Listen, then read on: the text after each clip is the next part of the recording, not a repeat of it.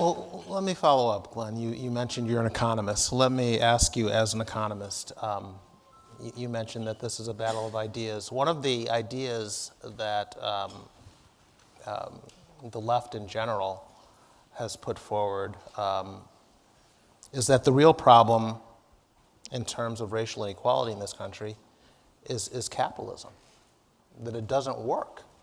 And it certainly doesn't work to close these gaps that we all want to see narrowed, if not closed entirely. And that we need to stop going down this route. We need to move toward a larger welfare state, something in line with what you see in the social democracies of Western Europe, if we want to see less inequality. How do you respond to that argument as an economist? I think it's mistaken. I think the history of the 20th century demonstrates its error. I mean, you make this point in your opening remarks. I mean, you said that when the economy prospers, when there's economic growth, when there's a tight labor market, that's good for people at the bottom, and I think that's what the data show. But I think the point is much deeper than that. I mean, capitalism, if I may say so, and I know I'm preaching to the choir here, is the foundation of our prosperity. It's what makes possible the idea that we would have social justice. I mean, without the dynamism, without the incentives, without the aspiration to accumulate wealth, without the ingenuity, without the creativity, without starting new companies, without creating new ideas, without the hope that people have that they can make their lives better through their own efforts, we're done. This is a dynamic, open society. When people march with their feet looking for better lives, this is where they want to come.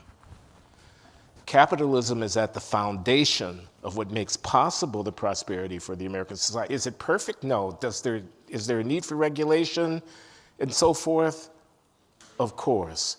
But the idea that you would adopt a centralized social control, government-dominated way of allocating resources and making social decisions, that's the road to serfdom. Who said that?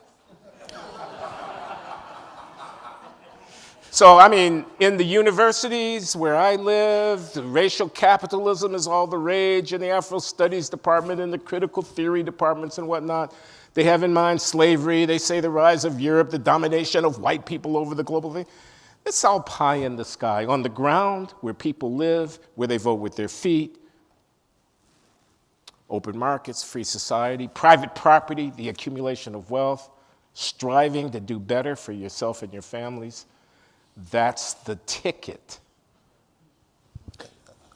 One of the developments in recent years I find most troubling is the attack on meritocracy in our schools in the name of helping black people. To me, it's an attitude that these black kids will never catch up, so we have to stop measuring. We have to get rid of entrance exams, whether it's to a specialized high school, whether it's to a gifted and talented program, whether it's to college. Get rid of the SAT. Yeah. Get rid of the LSAT.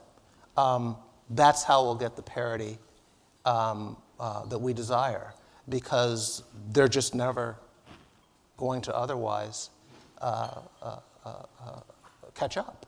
And I wonder what you make of these developments that we've seen in recent years.